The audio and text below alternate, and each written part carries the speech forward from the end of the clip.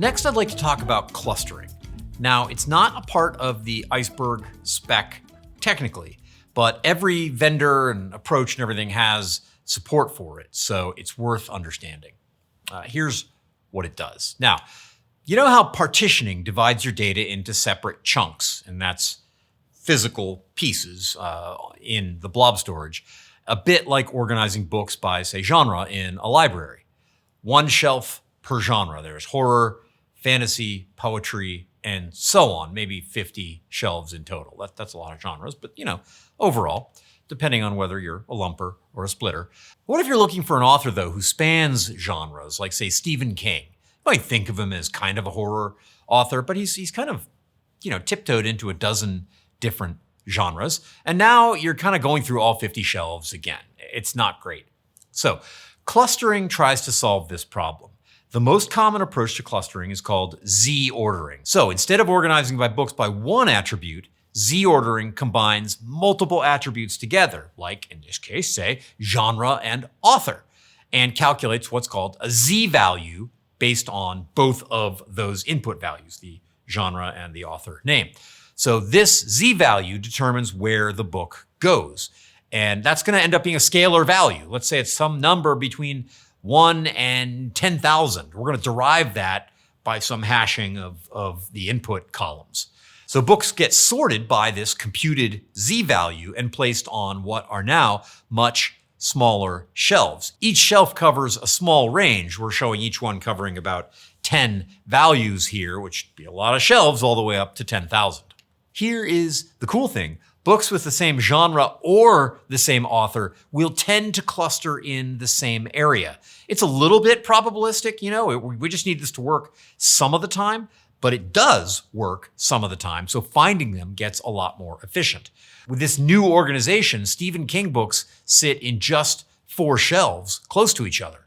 And this works both ways. Want all fantasy books regardless of author? Well, that's shelves kind of 61 through 130, roughly.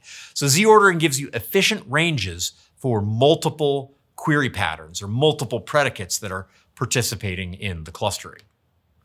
In Iceberg, the Z-value comes from interleaving the bits of each column's value. The math is kind of cool. I'm not going to dig into it here, but it's worth checking out on your own if you're into that kind of thing. Let's take a sales table with 100 million rows partitioned by month. Problem is, there's a lot of seasonality in the data. December, in the case of this business, peak shopping month. So that one partition balloons to 50 million rows across dozens of large files. This is just classic data skew. Within that December partition, the data is not automatically organized by date. Different days are mixed across files, so ranges are overlapping all over the place, and it's really hard to do a good job pruning. Make it worse, if you just want EMEA sales from late December, you're going to be reading way more data than you need to, because most December files are going to have overlapping date ranges and mixed regions. If you switch to clustering, it reorganizes your files physically. Similar values cluster together. So December 17 to 19 EMEA sales in one file, 20 to 22 EMEA sales in another. It's kind of tight ranges. They're going to prune, they're going to scan well. You have better data locality, higher compression, faster queries. The same query as before will now scan a handful of files instead of hundreds. So, which one works best, partitioning or clustering?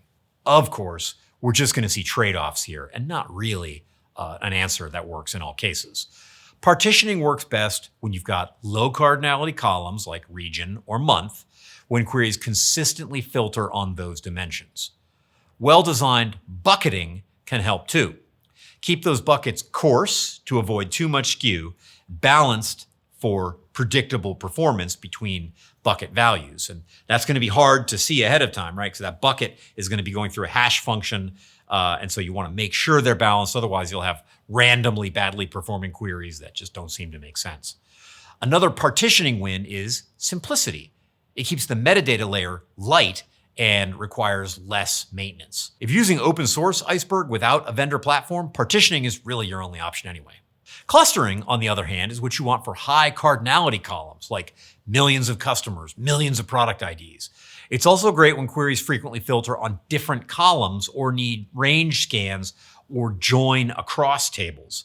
You get fine-grained pruning without an explosion of lots of partitions leading to small files. Okay, let's summarize. If you've got low cardinality columns and predictable predicates, partitioning, it's simple and it works everywhere. Millions of distinct values, varied query patterns, and you happen to have vendor support for it, clustering is the way to go. Both of these are live options. You need to know the trade-offs, need to know what's available to you to make for the best performing system you can build.